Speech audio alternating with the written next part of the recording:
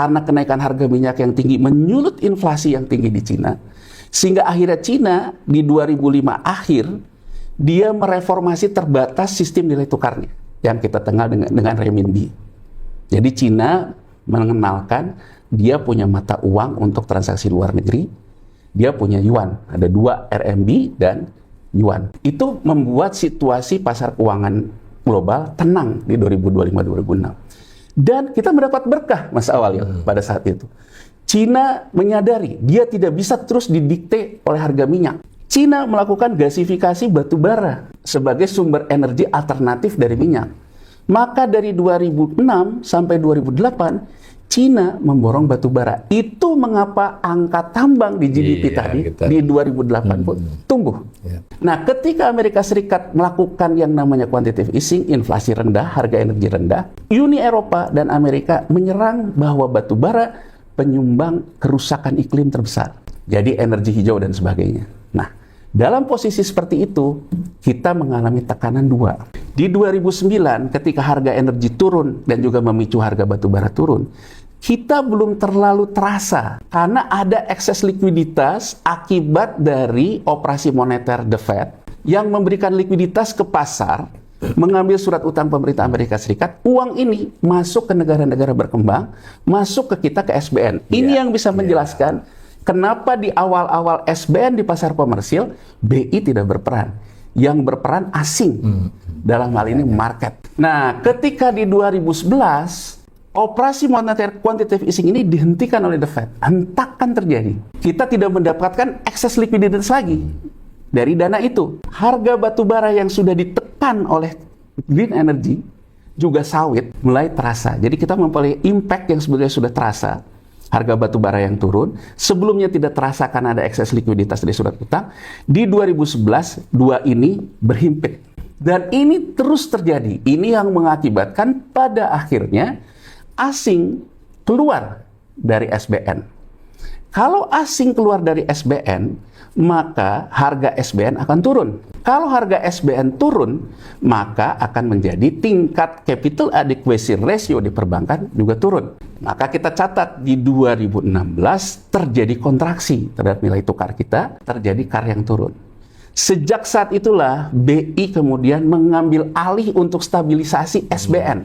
Jadi SBN yang dilepas asing diambil oleh BI.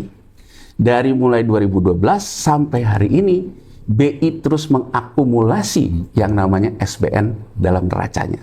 Jadi kalau kita lihat sebetulnya kunci stabilitas saat ini sebetulnya BI menyerap SBN dalam neracanya akibat normalisasi yang dilakukan oleh The Fed. Nah, dalam posisi seperti itu, lanjut. Nah, ini kita lihat nih, dampaknya apa terhadap uang beredar, terutama terhadap uang beredar M2. M2-nya turun, M1-nya mulai turun, base money M0 turun. Jadi kalau dilihat Mas Awalil, dari sisi ini, Bright melihatnya seperti apa? Terdapat indikasi kuat bahwa selama ini sektor informal mendapatkan akses likuiditas ketika pasar keuangan kita banjir likuiditas dari asing, sehingga akhirnya kelompok kelas atas belanja ke bawahnya dari keuntungan di pasar finansial, sektor informal kita mendapatkan yang namanya uang untuk belanja konsumsi dari jasa kepada sektor di atas. Jadi banyak startup yang muncul akibat ekses likuiditas ini. Ada era bakar uang dari startupnya. Ada bakar uang ini meningkatkan konsumsi lewat ojol, lewat pesan makanan. Nah, begitu di 2020, normalisasi ini tanpa basa-basi lagi. Dilakukan total oleh The Fed. The Fed terus mengurangi angka US Treasury dalam neracanya, ya, dan ini berdampak besar ke banyak negara. Likuiditas menurun, M2 kita menurun, yang namanya belanja antar kelasnya juga menurun. Kenapa? Karena kelas di atasnya menghadapi yang namanya risiko ketidakpastian yang dia ukur. Oke, nah lanjut. Nah, ini dampaknya. Jadi kalau kita lihat, ya, kurs US dollar terhadap devisa kita naik, iya, tapi rupiah kita tuh terus melemah. Argumentasinya, menurut Bank Indonesia, volatility-nya terjaga. Bahkan menurut Kementerian Keuangan dalam rilis kemarin waktu APBN kita, pemerintah dalam ini Menteri Keuangan sebetulnya menganggap suku bunga pasar uang antar bank stabil. Tapi di level masyarakat, nilai tukarnya kok jadi melemah. Nah, di grafik yang di sebelah sana, itu bisa kita lihat. Ketika US dollar index itu melemah, harusnya rupiah menguat. Kita tidak punya lagi elastisitas itu. Ini menunjukkan bahwa sebetulnya bahwa likuiditas perekonomian kita terganggu ketika yang namanya asing tidak memberikan akses likuiditas belanja di pasar finansial kita. Ini yang bisa menjelaskan. Dan kalau kita lihat, misalnya saja di tahun 2018, US dollar index ada di 97, rupiahnya ada di 14 ribuan, 14.850. 2022 di 97 US dollar indeksnya sudah di 15.300. Hari ini US dollar indeks 97, rupiahnya di 16.400. Jadi bahasa gampangnya, ketika misalnya dibuat naik, rupiah melemah, setelah itu dibuat tenang, yang penting range volatility-nya tetap 6%, tapi rupiahnya terus merangsak melemah. Jadi titik keseimbangan barunya terus melemah. Lanjut. Nah, apa dampaknya? Ini dampaknya. Orang selalu berargumen, loh, kalau nilai tukar kita lemah, itu menguntungkan untuk ekspor. Ternyata dari data ini menunjukkan tidak. Meskipun rupiah kita melemah, ekspor kita juga biasa aja dan cenderung di bawah garis. Tapi yang namanya impor naik. Jadi artinya struktur konsumsi kita tidak mendapatkan akses likuiditas dana di pasar finansial, ekspor juga tidak mengalami surplus akibat pelemahan nilai tukar, tidak ada pendapatan, kemudian impornya naik. Nah, dari mana orang akan membiayai konsumsinya? Orang membiayai konsumsinya, satu, kalau dia punya tabungan, makan tabungan. Data clearing Bank Indonesia dari mulai 2003 sampai dengan 2025 menunjukkan outflow uang keluar dari perbankan clearing sama inflow uang masuk clearing perbankan lebih besar outflow. Artinya fenomena uang untuk kebutuhan transaksi sudah mengganggu uang dalam prinsip berjaga-jaga, tabungan, makan tabungan. Bagaimana hal lain kalau misalnya karena tidak ada peningkatan daya beli dari akibat ekspor yang tidak memberikan pendapatan tambahan, tidak terjadi juga transaksi finansial yang memberikan tambahan antar kelas, di mana dia membiayainya? Dia membiayainya dengan makan utang, maut. Jadi kalau tadi mantap, makan tabungan, maut. Indikator makan utang ini bisa dilihat dengan terus naiknya transaksi pinjol yang legal, terus naiknya transaksi kartu kredit, tapi NPL juga menaik. Artinya bahwa masyarakat untuk konsumsinya sudah diatasi oleh mantap, makan tabungan, dan maut. Ya, makan. Ini yang kita lihat di Bright. Kalau kita tidak punya transaksi untuk mendorong transaksi antar kelas, bisa menciptakan potensi yang dikatakan di awal tadi oleh Mas Awalil. Bright melihat ada potensi resiko sosial politik yang meningkat akibat dari berhutang pun sudah tidak bisa karena sudah kena NPL. Tabungan sudah habis. Sementara kelas di atasnya di safe haven. Iya, berjaga-jaga. Tidak mau. Ya, tidak nolong. Kenapa di kelas atas ini terus cenderung menyimpan uangnya? Karena fungsi uang ketiga meningkat di global. Fungsi spekulatif. Nah, berikutnya. Nah, ini. Saya ingin menggambarkan. Kontraksinya, orang selalu menggambarkan kita tinggalkan deh Amerika Serikat ini. Kita mau ke BRICS. Satu yang menjadi catatan dari Bright. Apakah BRICS itu sesuai dengan apa yang ingin dikatakan dalam narasi pemerintah akhir-akhir ini? Kredit rendah, suku bunganya rendah. Faktanya BRICS, B-nya Brazil. Bunga bank sentralnya hari ini 15%. R-nya, Rusia. Bunga bank sentralnya hari ini 16%, sebelumnya 17, turun lah, 16%. 15, 16. BI rate kita 4 loh. Ya. Kemudian I-nya, India di 5,5% suku bunga bank sentralnya. C, Cina. Cina beda karena rezim devisa bebas. Rezim devisa kontrol devisa. Sehingga dia punya dua acuan bunga kredit namanya, bukan suku bunga bank sentral.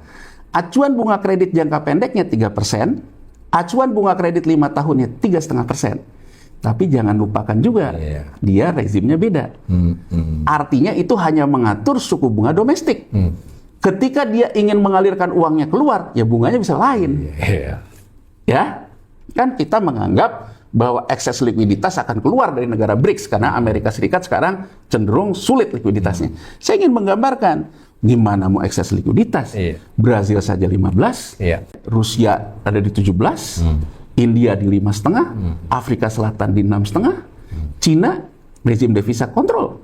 Itu pun 3 sampai 3,5. Oke, kita akan ngomong Amerika ini kan negara yang memang selalu menyihir pasar finansial, tidak sektoril lah. Untuk narasi-narasi yang seperti itu, apa benar Cina bisa menopang perbaikan sektoril kita? Kita selalu dikatakan bahwa dalam perang dagang antara Amerika Serikat dan Cina, Amerika Serikat kalah, Trump kalah. Karena ternyata Cina mencapai rekor neraca perdagangan yang terus surplus. Betul, garis merah menunjukkan, Mas Walid, bahwa berdasarkan studi kita, betul bahwa neraca perdagangan Cina surplusnya terus mencapai rekor baru. Tapi kalau kita lihat detailnya, sejak tahun 2022 terjadi kontraksi yang luar biasa dalam pelemahan ekonomi Cina. Ekspornya turun setengahnya, impornya turun setengahnya. Artinya Cina lagi mengalami ekonomi melambat di sektor realnya. Kalau sekarang kita impor bahan baku dari Cina untuk kemudian kita ekspor jadi barang ke luar negeri, artinya mitra dagang kita ekspornya pun lagi turun. Kalau kita menganggap bahwa kita mensuplai bahan baku, nikel dan sebagainya, tambah batu bara ke Cina, faktanya impornya pun lagi turun, impor Cina. Ini kan angkanya percis dengan angka kita, Mas. Angkanya bahwa neraca perdagangan kita surplus, tapi ekspornya turun, impornya turun. Bedanya, penurunan impornya lebih jauh daripada penurunan ekspor, sehingga surplus. Ini pula yang terjadi di Cina. Jadi saya ingin menggambarkan 2025 menambahkan sinyal yang terus berlangsung dari 2022. Ekonomi sektor real di global pun melambat. Indikator ekonomi manufaktur adalah Cina. Cina lagi mengalami perlambatan. Lanjutnya, Mas. Nah, ini kalau kita lihat. Jadi, saya ingin memberikan perspektif apa yang dilihat oleh Bright dalam insight-nya. Kondisinya, satu sisi pasar finansial global lagi mengalami ketidakpastian yang tinggi akibat surat hutang pemerintah. Riset dari Bank of International Settlement menunjukkan bahwa sektor non-perbankan sekarang mendominasi yang namanya arus pasar finansial dibandingkan sektor perbankan. Dan kemudian kalau kita lihat di negara berkembang, emerging market termasuk Indonesia, sebetulnya belum sedrastis yang terjadi di negara maju. Ini yang disebut dengan fenomena posisi hedge fund. Nah, dalam posisi ini, yang paling kanan sana, bahwa terjadi sekarang ini, hampir semua institusi pasar finansial itu menduga akan terjadi crash di pasar surat utang pemerintah. Bukan hanya Indonesia, di global. Akibat besarnya dipegangnya surat utang pemerintah dalam neraca yang dipegang oleh non-bank. Nah, artinya kita harus lihat nih, dunia mengkhawatirkan akan terjadi yang namanya crash di pasar surat utang. Potensi itu besar sekali. Besar. Kan kalau kita lihat dari angka Bank of International Settlement, jelas yang merah itu tinggi banget. Nah, itu pasar surat utang pemerintah. Kalau dari sini kita melihat sejarah dunia ini di mana sih ketika terjadi crash pasar surat utang. Pertama, 1864. Amerika Serikat default dalam hal surat utangnya, tidak bisa bayar. Penyebabnya perang saudara, Civil War. di Amerika Serikat pada waktu itu. Great Depression 1929 itu diawali oleh terjadinya flu Spanyol 1920. Crash di 1929, Great Depression, dan kemudian 1934 lewat undang-undang tentang emas, Presiden Franklin Delano Roosevelt merevaluasi harga emas. Apa yang dilakukan? Mencegah kejadian di 1864 terjadi.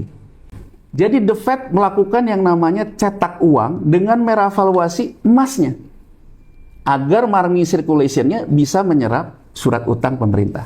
Jadi berdasarkan catatan sejarah, yang namanya surat utang pemerintah jatuh tempo di revolving dengan surat utang baru, jadi utang ditutup hutang, sebetulnya dalam perspektif sejarah perekonomian dunia pertama kali terjadi di 1934. Pelopornya siapa? Ya Amerika Serikat itu. Jadi sebetulnya technical harusnya dia default, tapi tidak jadi default karena surat utang jatuh tempo ditukar dengan surat utang baru. Kenapa dia bisa melakukan itu? Dengan merevaluasi harga emas. Catatan penting di sini apa? Pada waktu itu Amerika Serikat juga mendapatkan gesekan dari Jerman. Gesekannya apa? Dedolarisasi. Jadi kalau sekarang sejarah berulang, Amerika Serikat mendapatkan ancaman dedolarisasi dari kelompok BRICS, berdasarkan sejarah dunia di tahun 1934, itu berujung-ujungnya ke Perang Dunia. Berujung kepada yang namanya Bretton Woods Agreement di 1944. Yang pada akhirnya Amerika Serikat tetap menjadi ruling currency karena cadangan emasnya. Terus poin berikutnya, apa yang harus kita baca? Gagal bayar berikutnya terjadi di Amerika Latin, Meksiko. Ini catatan menarik yang menjadi insight pengingat dari Bright kepada pemerintah untuk memitigasi ini. Jadi tahun 1977, Meksiko mempunyai debt to GDP ratio-nya itu 31%. Iya, lebih rendah dari kita sekarang. Ya, dulu pun 77 orang ribut Amerika Serikat juga yang akan default karena surat hutangnya yang begitu banyak. Apalagi di awal tahun 78 sempat terjadi technical administratif Amerika Serikat telat bayar bunga. Tapi telat gitu, tapi terus dia bayar bunga. Tapi yang default bukan Amerika Serikat. Yang default Meksiko. Kenapa Meksiko default? Bukan karena rasio hutang terhadap GDP-nya, tapi technical akuntansi APBN-nya. Ketika penerimaan negaranya turun akibat harga minyak dunia yang jatuh, di saat biaya bunga yang naik di tahun 78, dia pertama kali tidak bisa bayar bunga. Di tahun 80, hutang jatuh temponya pun tidak bisa dibayar. 80, crash pasar surat utang terjadi di dunia ini, diawali Meksiko, merambat ke negara-negara Amerika Latin. Makanya disebut krisis Amerika Latin. Catatan yang ingin saya berikan, di tahun 77 memberikan pelajaran. Dunia sudah tergantung kepada surat hutang? Ya. Surat hutang yang kemudian defaultnya, yang dibicarakan Amerika Serikat, Jepang, sama seperti sekarang. Ya. Tapi crashnya ternyata di Meksiko dan di Amerika Latin. Di Meksiko dan di Amerika Latin yang mempunyai debt to GDP ratio sebetulnya rendah. Ini makna insight yang disampaikan oleh Bright di awal oleh Mas Awalil tadi. Kita mengingatkan bahwa debt to GDP ratio pada akhirnya akan berhadapan dengan realita. Kemampuan kita membayar bunga, kemampuan kita membayar pokok. Nah, terus. Nah, ini banyak bank sentral di negara berkembang di Januari 2025, ini juga untuk kita menunjukkan. Di Januari 2025, bank sentral emerging market yang paling besar adalah Polandia. Kalau Cina kan sudah beli terus, memperbesar pembelian emas dalam neracanya. Apa yang dibaca? Sebelah kanannya itu adalah porsi yang dilakukan oleh para hedge fund. Jadi, hedge fund dari tahun 2022, 2020, The Fed melakukan normalisasi neraca, surat utang pemerintah Amerika Serikat terus dijual, itu yang mengakibatkan yield-nya naik, suku bunganya naik. Di sisi lain, hedge fund-nya melakukan rebalancing portofolio. Dia sudah merebalancing portofolio dengan membeli emas. Nah, ini yang dibaca di 2025, Januari 2025, banyak bank sentral negara berkembang akumulatif membeli emas Karena melihat kelihatannya Amerika Serikat secara geopolitik akan mengulang cerita 1933, 1934. Tapi kalau dulu pakai undang-undang, sekarang dengan mendorong pasar harga emas yang tinggi. Catatan Bright di sini, tahun 2022, emas dimulai dari 900 US dollar.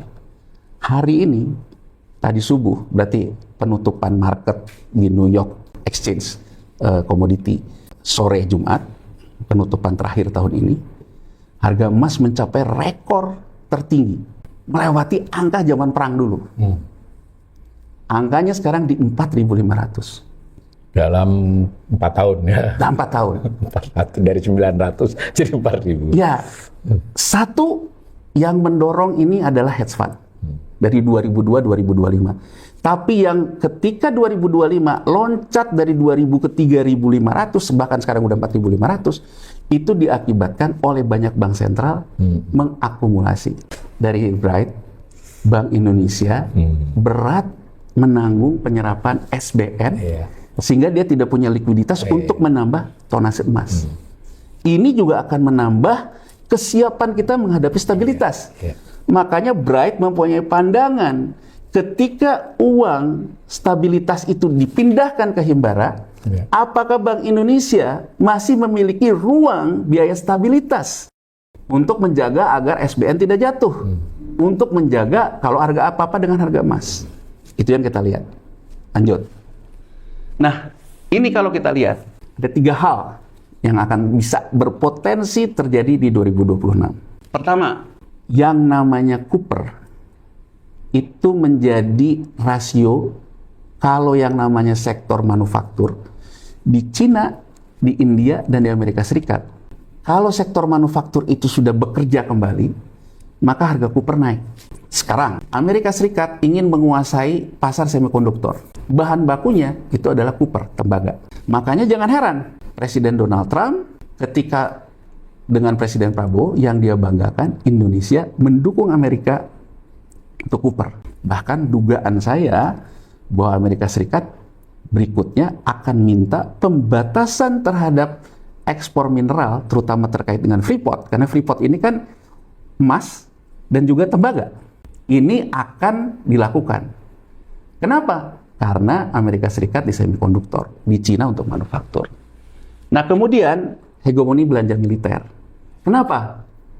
Sejarah dunia mencatat dedolarisasi ini kalau tidak ketemu win-win, seperti halnya ketika Amerika Serikat berhadapan dengan Jepang di tahun 70-77, win-winnya adalah Jepang masuk ke dalam SDR IMF.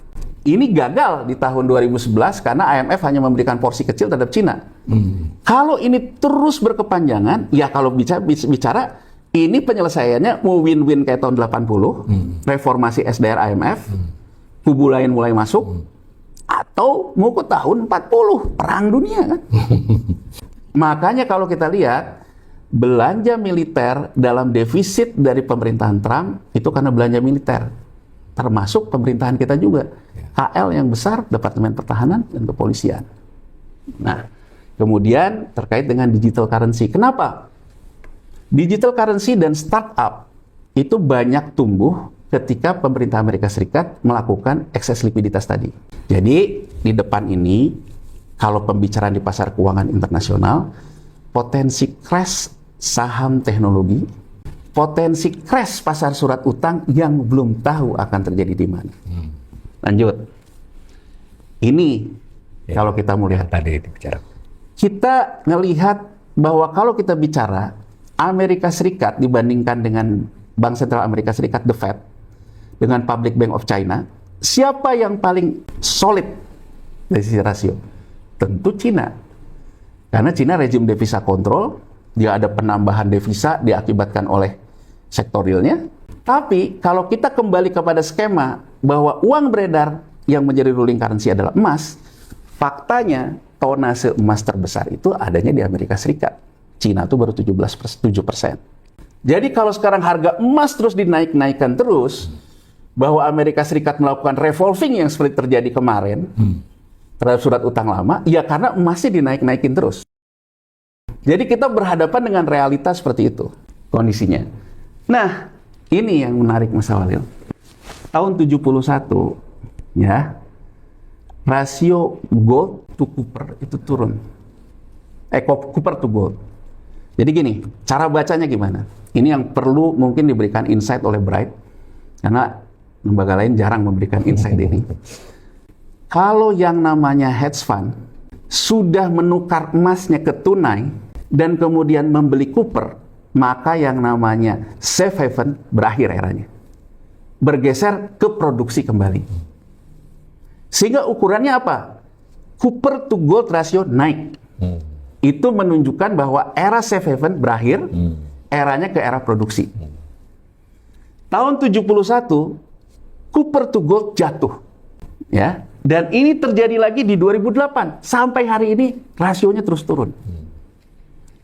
Tapi yang perlu ditekankan, hari ini harga copper juga mencapai rekor tertinggi, melebihi harga sebelum perang. Ini yang disebut dengan negara maju, hedge fund, arahnya stagflasi. Yang namanya safe haven tetap dipegang, yang namanya copper untuk kebutuhan sektorialnya juga harganya dinaikin ke atas. Jadi bukan dari emas ditukar ke copper, sehingga demand copper naik. Demand copper ini naik bagian dari perang dagang juga. Antara Cina, India, dan Amerika Serikat. Makanya harga copper hari ini juga travel tertinggi. Tapi harga emasnya juga tinggi. Jadi berdasarkan grafik itu, kita berpotensi mengulangi kejadian tahun 71. Nah, kalau mengalami kejadian tahun 71, insight dari Bright adalah pemerintah harus hati-hati terhadap penurunan penerimaan negara. Mungkin selanjutnya nanti ditutup oleh Mas Awalil. Satu yang ingin saya sampaikan, geopolitik tak sesederhana yang kita bayangkan. Kalau kita membayangkan antara kubu Cina melawan Amerika Serikat itu semudah orang dedolarisasi, sejarah dunia tidak begitu. Itu akan menimbulkan interaksi. Situasi global ini bisa menyulut yang namanya perang. Bisa menyulut juga transaksi antar kelas. Kenapa? Karena dalam struktur penerimaan kita yang turun, itu menunjukkan konsumsi yang turun, daya beli yang turun. Sudah mantap, sudah maut. Kalau pemerintah tidak bisa mengatasi ini, bisa menimbulkan yang namanya gejolak sosial. Mungkin selanjutnya dilanjutkan. Jadi dari uraian saya dengan Mas Yanuar tadi, kurang lebih begini Bright menyimpulkan. Jadi kami ini memberikan paparan yang sifatnya insight, ya ini perlu kita ingatkan lagi, bukan outlook. Jadi ya kita juga berharap ramalan kita nggak terjadi karena itu terlalu buruk. Tetapi kita dari kajian kami di sini, tadi sudah kami jelaskan berdua, nanti insya Allah dokumen seminggu kemudian akan menyusul. Itu memang kita sedang tidak baik-baik saja di 2025. Pemerintah Bank Indonesia yang, ya mohon maaf kalau dari sisi kami seperti ngeles, mestinya jangan dilakukan lagi. Lebih bagus disampaikan meskipun persuasif ya, tetapi jangan menutupi bahwa keadaan ini buruk gitu. Nah, di 2026 ini ada risiko untuk menjadi sangat buruk, bukan lagi memburuk dengan penjelasan-penjelasan tadi. Nah, jadi kondisi fiskal kita berat, terutama beban utang, itu bersamaan dengan ruang kebijakan moneter yang makin sempit, kondisi ekonomi real, khususnya konsumsi tadi belum memberikan petanda membaik, sementara ketahanan eksternal kita rapuh ya, ketahanan eksternal itu diukur dari transaksi internasional tadi. Nah, dijelaskan oleh Mas Yanuar kondisi internasional, meskipun kami tidak terlalu banyak menyoroti sektor real global ya, tapi sudah tergambar tadi bahwa ada bukan hanya kami sebenarnya, silakan pemirsa ngecek, banyak yang sudah menduga di 2020 itu akan stagflasi, cuma beda derajat stagflasi seperti apa. Karena ini bersifat insight, lebih bagus menurut kami pemerintah dan Bank Indonesia, otoritas ekonomi bersiap untuk kondisi terburuk, kan itu akan lebih baik karena bisa crash kita, dan ini lebih merupakan warning. Sebagai penutup juga, sebetulnya secara teoritis, secara pengalaman yang kita sebut-sebut tadi masih bisa di-manage lah ya, bisa dimitigasi. Nah, yang membuat kami di Bright itu agak khawatir adalah, pertama, sense of crisis ini nggak ada, nggak terlihat dari otoritas ekonomi, pemerintah maupun Bank Indonesia. Dan bahkan, kalau kami tidak tulis di situ bahwa risiko yang bisa jadi terbesar bukan yang kami uraikan tadi, tetapi ketidakjelasan ketidakpastian dari kebijakan ekonomi pemerintahan Prabowo. Lebih khusus lagi, Pak Presiden kelihatannya memiliki banyak kemauan, keinginan yang disampaikan dengan sporadis, lalu tidak ditindaklanjuti. Justru itu malah bisa menjadi pemicu persoalan yang kita hadapi ini menjadi makin sulit. Apalagi kalau ternyata beneran sebagian ini terjadi, sementara pemerintah masih as usual, nah maka yang terjadi ya jauh lebih buruk dari sekedar 2,5% pertumbuhan ekonomi. Jadi ini benar-benar atas dasar keprihatinan, jangan sampai ekonomi Indonesia ini betul-betul terperosok sedemikian rupa dan berujung kepada keresahan sosial, bahkan mungkin bisa menjadi keributan ya, keriuhan kejadian sosial politik. Demikian ya. Nah ini ternyata ada banyak pertanyaan via YouTube, mungkin sebagian saja bisa kami jawab.